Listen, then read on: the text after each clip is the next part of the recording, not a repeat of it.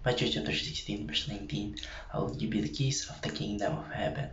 Whatever you bind on earth will be bound in heaven, and whatever you loose on earth will be loosed in heaven. Sa Tagalog po ay, ibibigay ko sa iyo ang mga susi ng kaharian ng langit, at anumang iyong talian sa lupa ay tatalian sa langit, at anumang iyong kalagan sa lupa ay kakalagan sa langit. Magandang araw at tatalakayin pa natin yung araw sa ating daily devotion ay ang binding and loosing. At ang una pong katuruan na natutuhan ko ngayong araw kay Pastor Hazel Ocampo ay the keys of kingdom represents stewardship. Yung mga keys po o yung mga susi ay isang simbolo ng authority at kapangyarihan sa pamamahala ng espiritual na buhay ng mga tao. Yung pagkakaroon po ng susi ay hindi lamang nangangahulugan ng kapangyarihan sa literal po na pinto, kundi ito po ay yung kapangyarihan sa spiritual na bagay, tulad po ng pagbubukas ng daan patungo sa kaligtasan at paghahatid ng mga turo ng ating Panginoon Diyos.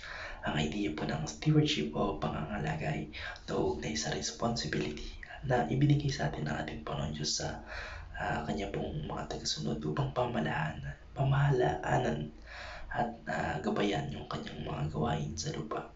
Sa pamamagitan po ng binding at loosing, may kapangyarihan silang magpatibay o magtakda ng mga desisyon sa mga usaping spiritual, tulad po ng pagpapatawad, disiplina, at pagpapayag ng mga prinsipyo ng kaharian ng ating Panginoon Diyos. Ang mga susi po ay nagsisilbing simbolo ng tamang paggamit ng kapangyarihan at otoridad na ipinagkatiwala sa kanila o sa mga binigyan ng susi. Yung susi po, gusto ko pong iliwanag na kagaya na sinabi ko kanina, hindi ito literally na susi para sa pintuan, kundi ito po ay susi para sa buhay o para sa ano nga ba yun? Susi para sa pamamahala po ng spiritual na buhay ng mga tao o nating mga tao. Ito po ay kunwari po sa pagpapastor, binigyan po ng ating Panginoon Diyos yung mga pastor ng mga susi sa buhay ng mga tao para gabayan sila sa spiritual na usapin, tulad po ng pagpapatawad, yung disiplina at pagpapayag po ng mga prinsipyo ng kaharian ng ating Panginoon Diyos. Kaya yung mga susi po ay nagsisilbing simbolo ng tamang paggamit ng kapangyarihan at authority na ipinagkatiwala sa kanila upang may pakita po na ang ating Panginoon Diyos yung magbuti ng kalooban sa bawat aspeto ng buhay nating mga tao. Sa madaling salita po, yung mga susi o yung susi ng kaharian ng ating Panginoon Diyos ay hindi lamang tungkol sa kaligtasan, kundi tungkol din sa pamamahala sa pagtuturo ng mga alagad ng mga turo ng ating Panginoong Hesukristo upang maglingkod bilang gabay at tagapangasiwa sa spiritual na buhay ng komunidad o ng mga tao. Ang natutuhan ko naman po sa pangalawang katuruan ni Pastor Hazel Ocampo ay binding and loosing refer to church discipline. Ang binding po ay maaaring tumutukoy sa paglalagay ng mga kautusan o paghahatol, tulad po ng mga pagdisiplina sa isang miyembro ng simbahan na lumalabag sa mga alituntunin ng pananampalataya.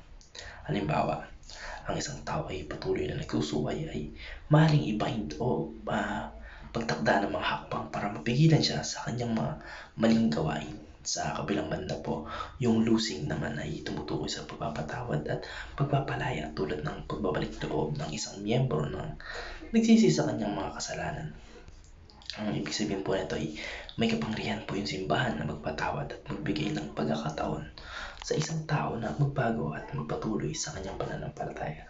Kaya yung binding and loosing po ay isang simbolo ng authority na ibinigay ng ating Panginoon Diyos sa simbahan na pamahalaan yung mga spiritual na bagay. Kabilang po yung mga pagdidisiplina, pagpapatawad para panatili yung kalinisan ng pananampalataya at yung pagkakaisa ng komunidad ng mga mananampalataya o ng simbahan. Ang natutuhan ko naman po sa pangatlong katuruan ni Pastor Hazel Ocampo ay God deeply values the purity of His church. Ang ibig sabihin po ng God deeply values the purity of His church ay pinapakita po ng ating Panginoon Diyos na mahalaga sa kanya yung kalinisan ng kanyang simbahan sa aspetong spiritual Nais po ng ating Panginoon Diyos na yung kanyang mga tao o yung mga sumasamba sa kanya, yung kanyang mga alagad ay namumuhay ayon sa mga turo at kalooban niya. At kung kinakailangan, gumamit siya ng mga hakbang tulad ng pagdidisiplina upang mapanatili yung kabanalan at maiwasan yung mga kasalanan na nakakasira sa komunidad ng mga mananampalataya.